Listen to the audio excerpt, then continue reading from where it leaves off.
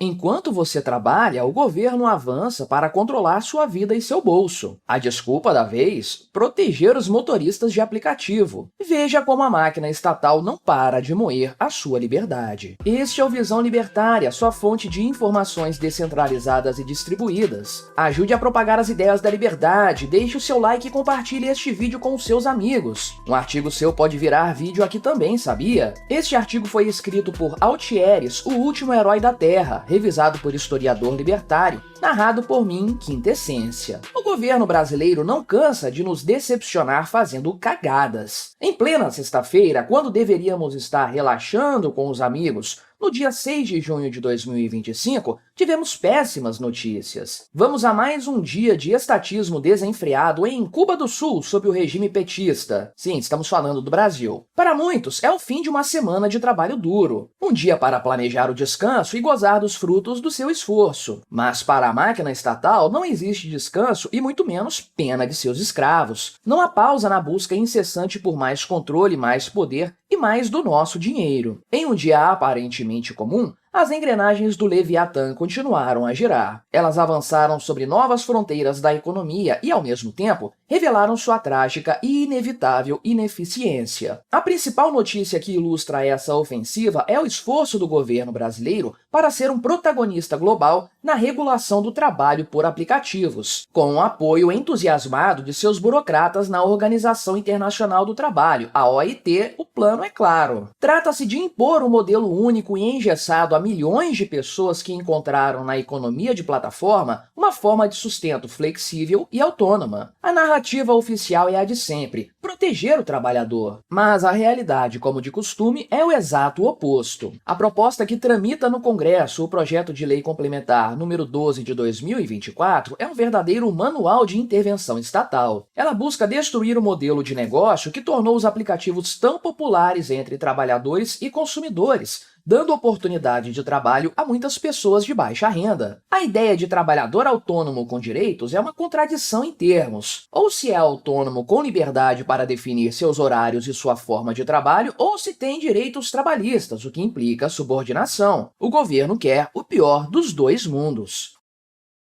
O projeto propõe uma remuneração mínima por hora, fixada em R$ 32,10. Ignora-se completamente a dinâmica do mercado, que varia conforme a cidade, o dia e o horário. Impõe também uma contribuição previdenciária compulsória de 20% para as empresas e de 7,5% para os trabalhadores. Isso nada mais é do que um aumento de imposto disfarçado. Esse custo será inevitavelmente repassado aos preços das corridas ou subtraído dos ganhos dos motoristas. Não existe almoço grátis. Durante os debates no parlamento, a falácia da proposta ficou evidente. Parlamentares e representantes dos próprios motoristas apontaram o óbvio. A remuneração por hora não faz sentido em uma atividade de ganhos variáveis. A autonomia, principal atrativo da atividade, seria aniquilada. Como pode um motorista ser considerado autônomo se o Estado e as plataformas, agora agindo sob regras estatais, ditam quanto ele deve receber e como deve contribuir? A presença do Instituto Livre Mercado em uma das audiências no Senado mostra que a batalha de ideias está sendo travada com forte participação dos liberais e libertários. A visão libertária é clara. Essa regulação antiética não protege ninguém. Ela apenas limita a liberdade de escolha de milhões de indivíduos. Estamos falando de pessoas que escolheram não ter um chefe, não cumprir um horário fixo. Pessoas que viram nos aplicativos uma alternativa ao desemprego ou uma forma de complementar a renda. Os políticos, em sua arrogância de engenheiros sociais autoritários, acreditam saber o que é melhor para essas pessoas. Tratam-nas como incapazes que precisam de sua tutela. O resultado prático será este: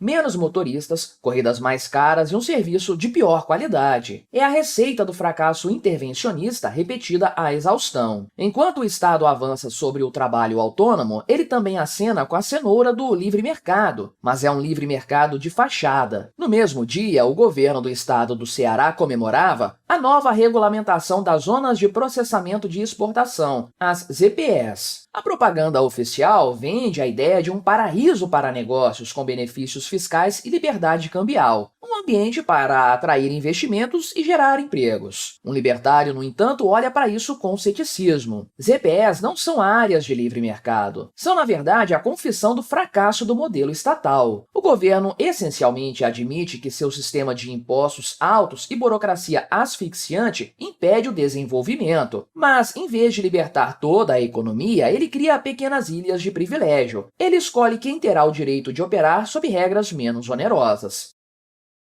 Isso é a definição de capitalismo de compadres. Empresas selecionadas recebem benefícios que as outras fora da zona não têm. É uma competição desleal patrocinada pelo poder estatal. Um estudo da Fundação Getúlio Vargas sobre o tema aponta exatamente para os desafios e vulnerabilidades desse modelo. A criação de ZPEs é complexa, cara e gera distorções na economia local. Ela não permite a criação de riqueza a todos no mercado, apenas a desloca e a concentra nas mãos de poucos privilegiados. A solução ideal seria acabar com os impostos e regulação, além das leis inúteis e burocracias que impedem os empresários e trabalhadores de trabalhar livremente e criar riqueza na economia. Mas isso diminuiria o poder dos burocratas e políticos, algo que eles jamais permitirão voluntariamente. Toda essa intervenção, seja para proteger ou para incentivar, tem um custo astronômico, e quem paga a conta somos nós. A notícia de que o país enfrenta um cenário insustentável de dívida não é uma surpresa. É a consequência matemática da gastança desenfreada e da recusa do governo petista em reduzir os gastos e privatizar estatais deficitárias. A dívida pública federal já ultrapassou a marca dos 6,7 trilhões de reais. Um número tão grande que se torna abstrato. Mas não se engane, nossos filhos e netos herdarão essa bomba, da mesma forma que já herdamos várias das dívidas criadas nas décadas passadas.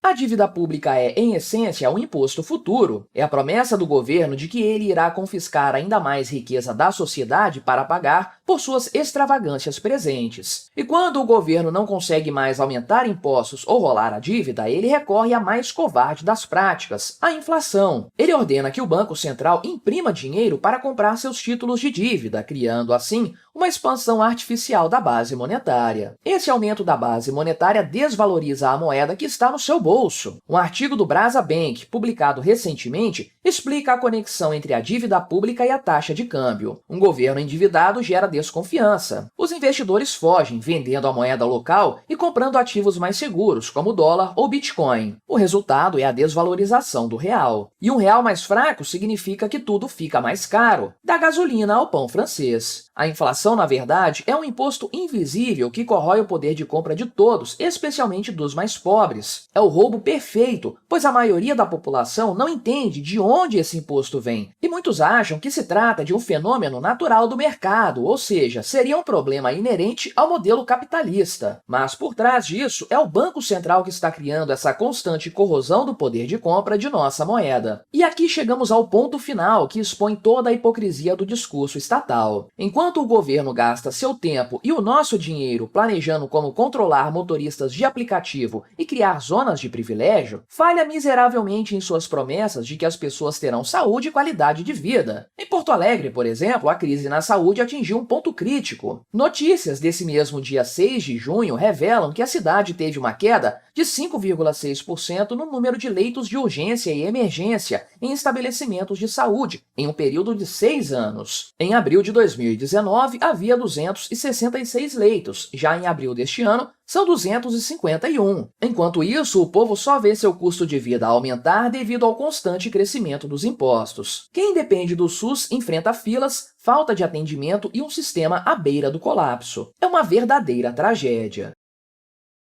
Este é o real retrato de um país pobre dominado pela cultura do estatismo e do paternalismo governamental. O Leviatã estatal, sempre insaciável, consome trilhões em impostos. Ele se endivida em nosso nome, além de prometer saúde, educação e segurança. E o que ele entrega? Caos, ineficiência e sofrimento. Os recursos que poderiam estar sendo utilizados para salvar vidas são desviados para financiar a burocracia, o inchaço da máquina pública e os delírios de controle dos planejadores centrais. A saúde monopolizada ou fortemente regulada pelo Estado torna-se um campo de batalha pela sobrevivência, em vez de oferecer um serviço eficiente. Em um único dia, o ciclo da tirania estatal se revela por completo. O Leviatã cria problemas com seus impostos e burocracia, burocracia. Depois, oferece soluções que são, na verdade, mais intervenção e mais controle, como a regulação de aplicativos. Ele cria privilégios para alguns em detrimento de muitos, como nas EPS. Para financiar tudo isso, ele se afunda em dívidas, gerando inflação e empobrecendo a todos. E no final do dia, os serviços que ele se propôs a fornecer entram em colapso. A lição de uma sexta-feira comum no Brasil é a de sempre. O problema não é a falta de regulação, o problema é o excesso dela. O problema não é a falta de recursos do Estado, é o excesso de recursos que ele confisca da sociedade. A solução não virá de Brasília ou de Genebra. Ela virá quando um número suficiente de pessoas entender que a prosperidade e o bem-estar só podem florescer em um ambiente de liberdade individual, trocas voluntárias e respeito total ao direito natural à propriedade privada. Obrigado por sua audiência. Este é um canal colaborativo, participe você também. Cadastre-se agora mesmo no nosso site visãolibertaria.com e envie os seus artigos por lá. Os colaboradores recebem recompensas em Bitcoin. Inscreva-se no canal e clique no botão da campainha para ser avisado de novos vídeos. Até a próxima!